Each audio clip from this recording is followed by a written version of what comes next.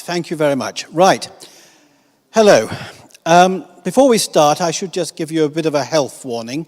I'm going to be talking about money and economics. And the way things are, and the way the system has devised it, as soon as we see an economist talking, most of us glaze over because we don't understand it.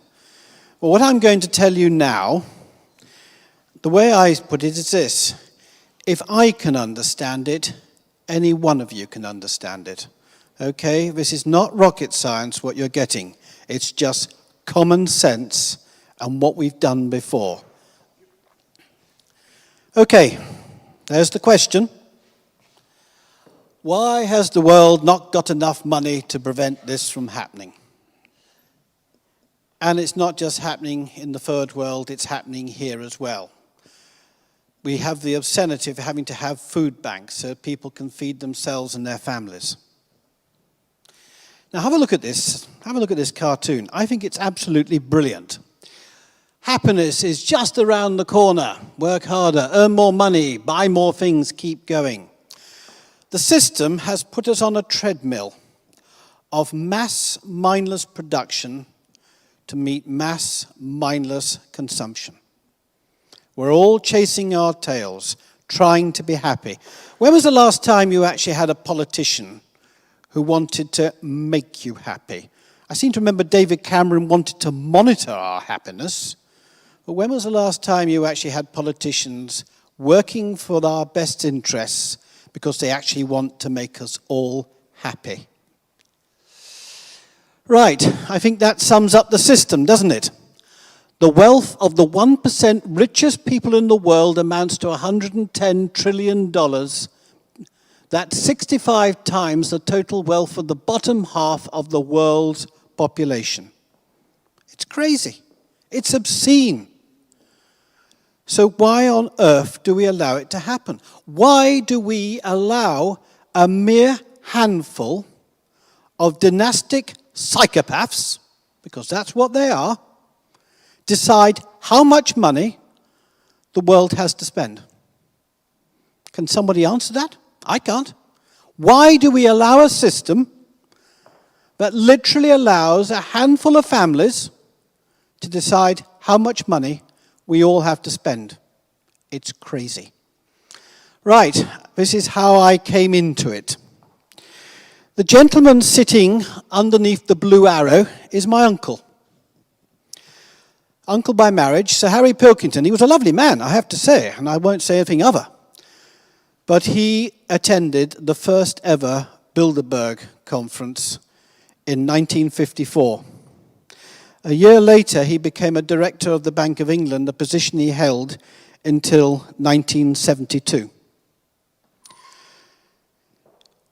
I went back to school on one occasion when I was 16, and we were on the train together because he was going down to one of his last meetings at the Bank of England. And we're talking about all sorts of things, and then suddenly he broke off and said, "What are you going to do when you leave school?" So I said, "I'll probably go in the family business, family regiment, whatever." And he said, "Well, look, I'm going to give you 2 pieces of advice to take through life with you. The first is, never believe anything you read in the press because we control it. And the second thing," he said, "was never ever believe a politician when they say they can do something. They can't unless we say they can." The truth is, my uncle was just part of a network. Most of you have probably heard of these organizations. Committee of 300, the Bilderberg Group, the Trilateral Commission, the Council on Foreign Relations, USA, European Council on Foreign Relations, Chatham House, the Pilgrim Group, Skull and Bones, and the Bohemian Grove. There are probably others as well. Effectively, what we're talking about here is the good and great meeting in private to discuss what's going to happen to us. All done in secrecy, no minutes taken, or at least we're not allowed to see the minutes. And we actually have MPs who go to Bilderberg, who would go onto the Council on Foreign Relations and the Trilateral Commission. They go and meet these people behind the scenes in complete secrecy. Or they have the Chatham House rules, as they call them. But the point is, you and I are not going to find out what's being discussed there. And that's the reason. That is how we are all controlled, because we're not challenging these politicians, our elected servants. What the hell are they dealing with, these psychopaths? Right, if you can see that weird outline, and you like that film Star Wars, it's not my cup of tea if I'm honest with you, but I'm going to use this as an example. That's the Death Star. Okay, one of my friends actually calls it the Debt Star, and I'll move on to that in a moment. But the Death Star, the hub of evil, the hub of all that is against what we stand for. Can anyone name what that building is? Well done, you're on the ball. I'll just let you know, you're about 1% of the population.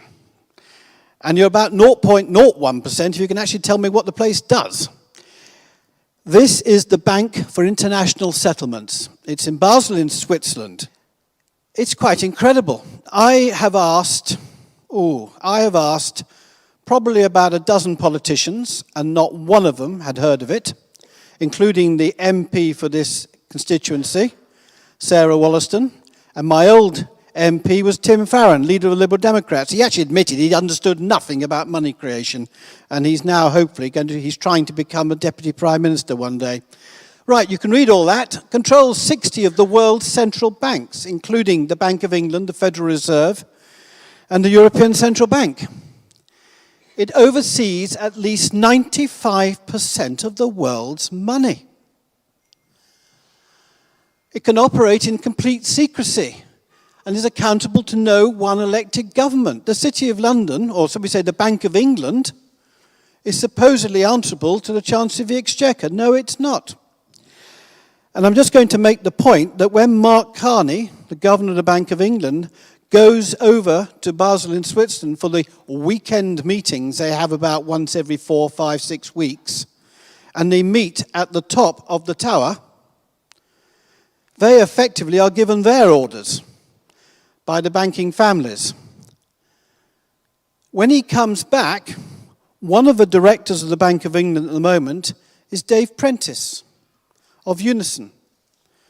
I wonder if Dave Prentice knows what goes on at this Bank for International Settlements. I doubt it very much. I've written twice now to Dave Prentice, pointing this out to him and asking for a reply. I still haven't received one. Now, this is a book called Tragedy and Hope, written by Professor Carroll Quigley. And I have to say, thank goodness he did. He was the mentor for the Clintons, for Bill Clinton. And he was actually, whilst he was an academic, he was trusted by the, if you call them the New World Order, whatever you want to call them. Now, there's a lot to read here. This is what he wrote. The powers of financial capitalism had another far-reaching aim, nothing less than to create a world system of financial control in private hands, able to dominate the political system of each country and the economy of the world as a whole. This system was to be controlled in a feudalist fashion by the central banks of the world acting in concert, by secret agreements, arrived at in frequent private meetings and conferences. The apex of the system was the Bank for International Settlements in Basel, Switzerland, a private bank owned and controlled by the world's central banks, which were themselves private corporations. The growth of financial capitalism made possible a centralization of world economic control and use of this power for the direct benefit of financiers and the indirect injury of all other economic groups. That's us, all of us. He goes on, it must not be felt that these heads of the world's chief central banks, like Mark Carney, were themselves substantive powers in world finance. They were not. Rather, they were the technicians and agents of the dominant investment bankers of their own countries who had raised them up and were perfectly capable of throwing them down. The substantive financial powers of the world were in the hands of these investment bankers, also called international or merchant bankers, who renamed largely behind the scenes in their own unincorporated banks.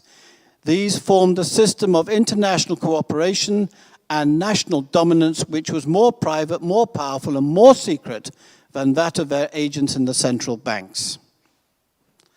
And we're talking about these groups. The House of Rothschild, the Warburgs, the Rockefellers, Goldman Sachs, Oppenheimer, Medici, Morgan Stanley. There are a few more as well. It is said that the Rothschilds are worth something in the region of $15 trillion. I don't think people realize just how deep it all goes, and it doesn't always come under the same name Rothschild. Right. What is the biggest lie affecting mankind? It is very simple, that sovereign nations have to borrow money that has been completely created out of thin air as debt from the private financial and banking sector. This is the big lie that all politicians of all political parties will not address. It is the big lie the economists will not address. It is the big lie that effectively all the system servers refuse to accept. Now, this is the Bank of England. This is from their quarterly report in the spring of 2014, I think it was. And this is the Bank of England actually admitting how money is created. In the modern economy, most money takes the form of bank deposits. But how those bank deposits are created is often misunderstood. The principal way is through commercial banks making loans. Whenever a bank makes a loan, it simultaneously creates a matching deposit in the borrower's bank account, thereby creating new money. It is a case of simply putting one figure in one side of the ledger and another figure in the other. Congratulations, you've just created money. So when you hear on the media all these banks who are being caught doing something naughty, and you hear them being fined, how do you think they're going to pay that fine? They just merely enter the figure in one margin, and out comes the other. It really is as simple as that. Now, the death of the Death Star. Looks rather an interesting picture like that now. To put it bluntly, if we bring in sovereign national credit, and I'll explain in a moment what all this is, but if sovereign nations created, issued, and controlled all the money those nations needed to meet the security, prosperity, and happiness of the people, then quite simply, the central banking system of the world, the Rothschilds, all the people who control us, have their oxygen cut off. If these private bankers can no longer create the money for the world, they're finished. And quite literally the threat of the so-called New World Order, Illuminati, I've heard it called many things. But that threat will disappear because they can no longer control us. And Britain's solution for dealing with these banksters is the 1914 Treasury issue, debt-free and interest-free Bradbury Pound. That, by the way, is a picture of the second issue of the Bradbury Pound. Right, I'm going to give you a quick overview of the story of the Bradbury. Right, let me tell you a little story. I had already twigged that Abraham Lincoln had won the American Civil War because somebody said there's nothing to stop the US Treasury creating money that's based on the integrity of the US government. I love that word, integrity. I always joke with people that if it was based on the integrity of our present government, I doubt if we could have a meal out at McDonald's. Not that I would want to anyway. The point is, it should be actually the wealth of the nation, and that's what it was. The greenback dollar. It was created based on the wealth of the American nation. And Abraham Lincoln managed to win the American Civil War by being able to pay for it that way. He did actually approach the City of London, and they offered him 26, 33% interest, 36% interest. And he knew that if he'd gone for war loans, if he borrowed from the private banks, he would have put the United States of America in a debt noose. So he didn't, and he created his own money, paper money, and it was called the greenback dollar. Now, I'd actually read about that, and I thought, that makes sense. Why can't we have a greenback pound? Just applying common sense. So I wrote an article, which the UK column very kindly put in. About 3 months later, and I'll tell you exactly when it was, September 2012, the phone went. And my wife was in the kitchen, and my daughter was doing her homework, and I picked up the phone, and I said, "Yes, hello? Oh, is that Justin Walker?" I said, "Well, it might be." And he said, "Well, is that Justin Walker, the nephew of Sir Harry, later Lord Pilkington?" I said, "Yes." "Ah, good," he said. "My father wants to give you a message." So I thought, right. "My father was a director of the Bank of England with your uncle. And he's very ill. He's not long for this world. But he wants to give you a word to research." And by this time, I was thinking, gosh, this is quite interesting. But then I realized there was no paper by the phone, no pen. My laptop was closed, and I thought, oh my God, he's going to give me something to write down, and I've got no way of doing it. So I blew on the window. And he said, "We want you to research the word Bradbury." So I wrote down Bradbury. He said, "If you research the word Bradbury, my father says you will find a solution to all of Britain's economic woes." So I said, "Right, thank you." He said, "Now, you won't be able to trace this call, but it's been nice talking to you. Please investigate," or words to that effect. And he just said goodbye. I did 1471, number withheld. So I immediately got my laptop open, fed in the word Bradbury, and I got that nice lady, Bradbury or somebody, who goes around walking along walks and stuff. And then I got the chap who wrote the Martian Chronicles, and I thought, well, I'm not doing very well here. Bradbury, what does this mean?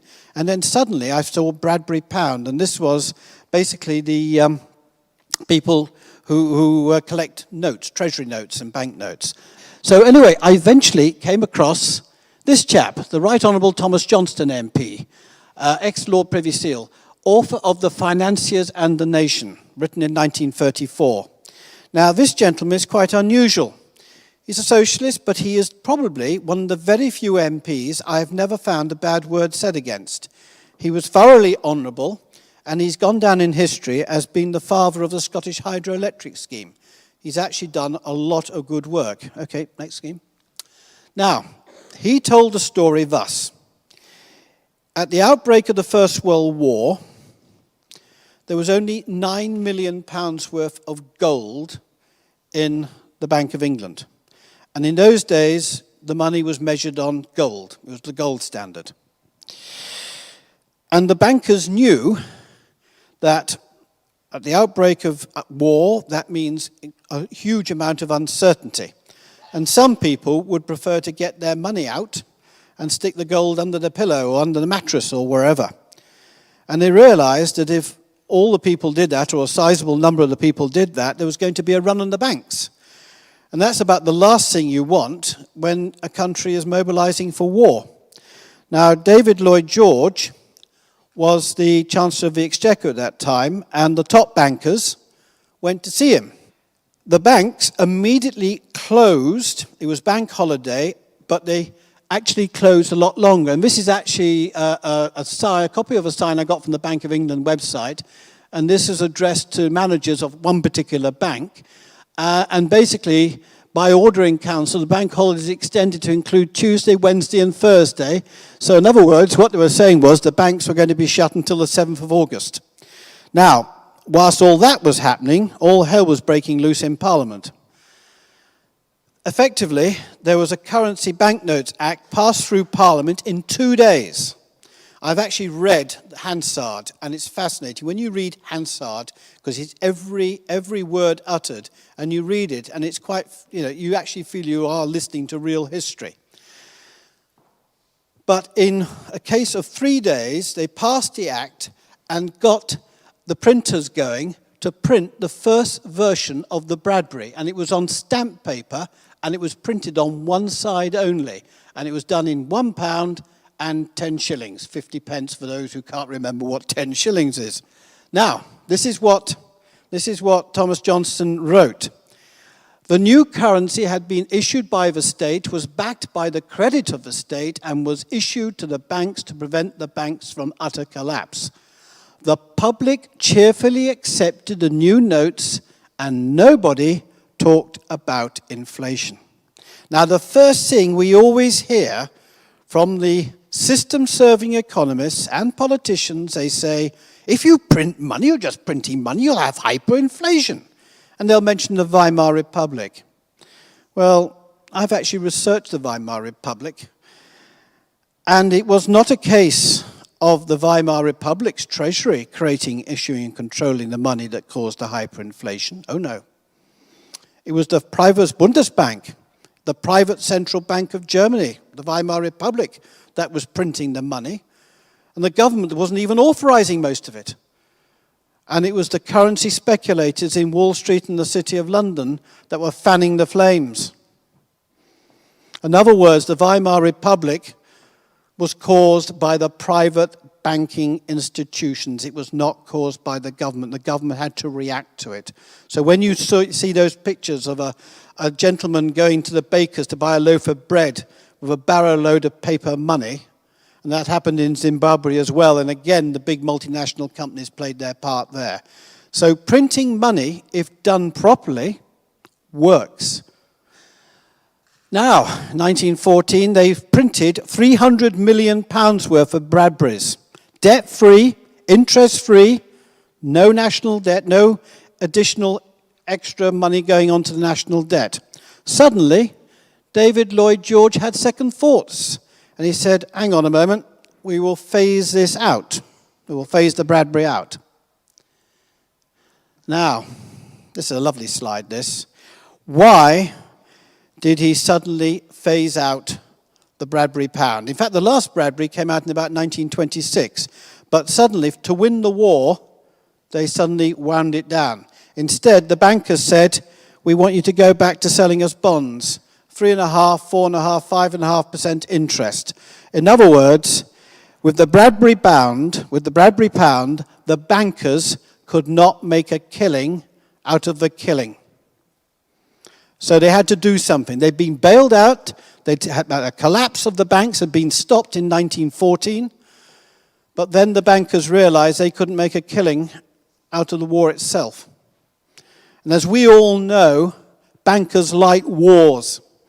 They like selling, they like loaning money to build up the weaponry. They like to loan money for the killing, for the armaments. And they like to loan money then to rebuild the countries after the war.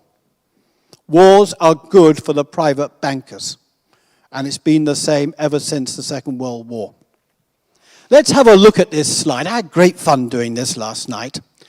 Right, corporation, City of London. Then we've got Parliament. Do you know who that chap is on the top right-hand side? He looks like something out of Harry Potter. Do you know who he is?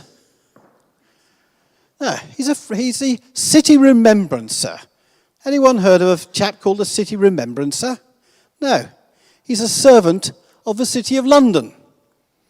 He sits in Parliament with our elected servants, with our MPs, and he basically makes sure that MPs toe the line. That they don't ask questions, why can't we print a new form of the Bradbury? To sort out the NHS, to stop the food banks, to stop austerity dead, to protect our strategic industries, to encourage people to set up small human-scale businesses, to make sure our children have proper free education without paying for it. Yeah, I could go on, the list can go on and on and on, what the Bradbury would do to help our country. It's a solution. These MPs here just offer hope and change, but they will not go near solutions. And I'm just about finished writing an article, if I can just turn this over, and it will be launched on Monday, and it's called Fake Hope, Fake Austerity, Fake Democracy. An essay that reflects only sadness and disappointment. Is there no one left in the House of Commons with decency, integrity, and honour? I had hoped that Jeremy Corbyn and John McDonnell would be two people who would stand up, because they actually signed an early day motion, 748, in November 2013, to bring back the Bradbury Pound. Since then, we've been trying to have a meeting with John McDonnell. And we have repeatedly emailed them with all the things about the Bradbury Pound that they know about. They don't want to act. They don't want to make a move at all. Perhaps they bumped into the remembrance. I think you are right, Sasha. I think the remembrance, he looks, as I said, he looks a weird figure, but he is extremely powerful. By the way, have you seen the checkboard? No. Have a look at our Freemasonry friends here from the City of London. And of course, they're on their checkboard as well. And of course, down below, there we are, that's the Chancellor's dinner, when he speaks. We've got the Bank of England. Then we've got the common purpose sold. And Brian will probably touch on that later on, but effectively, all our politicians are, I'm afraid, towing the line of the City of London and the bankers. It is very sad to say this, but our elected servants are not serving us. They are serving the corporate elite. Okay. Now, it's time to take back our country. Gosh, I thought I was going to break into Churchill then. Sorry. On November the 18th, 2016, 520 people met at the Guildhall, Winchester, to unanimously pass the Winchester Declaration. Now, you can go online and you can read it, but basically it falls into two parts. The first part we haven't discussed, but we're just going to briefly. And it is probably the most important part. Do you remember we've just had the Supreme Court, a highly dubious organization, if ever there was one, because it was created in the time of Tony Blair and all that sort of stuff. But the Supreme Court made their announcement that Parliament was sovereign. Parliament is not sovereign. You are. We are. We, the people, are sovereign.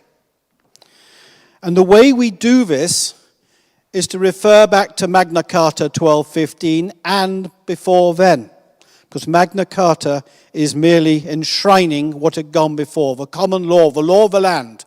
God's law, common law, natural law, it doesn't matter what you call it. It is common sense. And it is the jury-led system. That is, if you go up for trial, you go before your peers, and they decide whether you are reasonable or unreasonable. They even decide what your fate should be if you were considered unreasonable, guilty in other words. But, and this is something you don't know, or at least the judges don't tell people when you are acting as on a jury has an absolute right to annul bad legislation passed by our servants in Parliament. Quite simply, they find somebody not guilty, even though the statute may have been breached by that individual, because bear in mind, Parliament do not pass laws. They pass statutes. They're acts. They're not laws. Law is the common law. And people don't realize this. So in fact, we the people can ultimately keep control of what they get up to in Parliament. And have you noticed now that Parliament has literally created thousands of statutes to micromanage our lives? When in fact, under the common law, you are free to do whatever you like until you breaches somebody else's freedom. And that's when common sense then kicks in and you have a trial. Common law is about you don't cause harm to anyone, you don't cause loss to anyone, you don't commit a breach of the peace, and you don't conduct your affairs with mischief. Which of course is exactly what the private banking world do. And this is our secret weapon to use against them. I'm just doing a humble parking ticket. Humble parking ticket. It's great fun because I've simply said I will pay it. But first, I want a letter written by a human being with a soul, written in wet ink, that PCN, parking ticket, is both legal and lawful. Oh, it's legal because the MPs or the councillors have passed it in, what is considered to be democracy. But it's not lawful because under Article 39 of Magna Carta, which, by the way, cannot be repealed by the politicians, you often hear that Magna Carta has been repealed. No, it can't, because Magna Carta was a peace treaty between a lawless king and us, the people. Not the barons. The barons in Old French means free people. Us, all of us. It wasn't just the nobility, as we're led to believe. It was for all of us. And Parliament, unfortunately for them, they cannot repeal Magna Carta 1215. The first Parliament of Simon de Montfort came in 50 years after Magna Carta. They cannot interfere with it in any shape or form. If any politician tells otherwise, they are guilty of treason. So, getting back to what we're doing. So, the declaration falls into two parts. First of all, trial by jury. The second part is what we've already discussed. That is a sovereign nation creating, issuing, controlling all the money needed for our prosperity and future happiness. Right. We are organizing. You've probably seen that quite a few local groups are actually helping people who are having their houses, businesses taken off them unlawfully by the banks. Remember, the banks create money out of thin air as debt. And quite simply, we are seeing through all the paperwork. We have got people who, county court, just give you an example. A county court, a judge acts as judge and jury. That is alien to the common law. No jury involved. That judge is guilty of treason because his oath of office is to uphold the law of the land. And we actually did arrest a judge in Birkenhead about 5 years ago now. Suddenly 500 people turned up from nowhere and took them by surprise. This is going to happen all the time now. People are waking up to the truth. So, we are coming to a street near you. We are going to come with the rule of law. We're going to return back to what is rightfully ours. Right, this is the advert now. We had the Winchester Declaration. We've drawn our line in the sand. We're not retreating from that. We're only going to advance. But to advance, we've got to become a mass movement. We've got to become not organized, we're not hierarchical, we want to be linear. But we want to have hubs of activity all around, waking people up to the truth about their own past, to empower people, to show them what they can do against this evil. Because that is what's happening. Because there's one aspect I've not mentioned today, and that is child abuse and establishment-led paedophile rings. Now, I think Brian will probably touch on that in more detail.